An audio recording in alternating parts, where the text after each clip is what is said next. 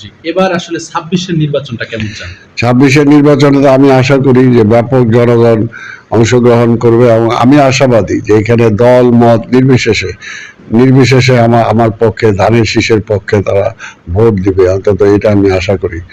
আবারও যদি একটু বলতেন যে ঢাকা 13 আপনার নির্বাচনী এলাকার বাসিন্দাদের প্রতি ত্রিদশ নির্বাচন উপলক্ষে আপনার বার্তাটা কি একজন প্রার্থী আমার হিসেবে? বার্তা একটাই যে আজকে মোহাম্মদপুর, আপনারা জানেন যে মোহাম্মদপুর, আদাবর, শেরেবাংলা, এটা এমন একটা অবস্থা গত সরকারের আমলে 17টা বছর করেছিল যে অস্ত্রের ঝনঝনানি ছিল এখানে। এখানে মাদকের একটা আখড়া তৈরি করেছিল।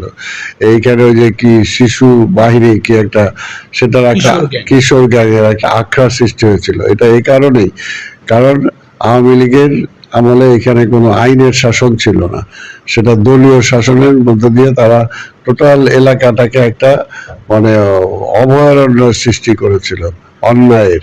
তা অন্তত আমি বলতে পারি যে এই গত 1 বছরে এই নির্বাচনের নির্বাচন আসার আগেও পতন হওয়ার পরে এই 1 বছরে প্রশাসনের সহযোগিতায়, প্রশাসনের পুলিশ বলেন, আর্মি বলেন, এদের সবার র্যাবের সহযোগিতায় এবং জনগণের স্বতঃস্ফূর্ততায় অন্তত এখন অনেকটা পরিষ্কার হয়েছে আজকের এই এলাকা। এখন গত কয়েকদিন আগে আমি যেটা ধন্যবাদ জানাতে চাই, মোহাম্মদপুর এলাকায় যত শিক্ষা প্রতিষ্ঠান আছে সকল শিক্ষা প্রতিষ্ঠানের প্রিন্সিপাল, হেডমাস্টার, শিক্ষক এবং স্কুল কলেজের ছাত্রছাত্রীরা রাজপথে নেমে এসেছিল।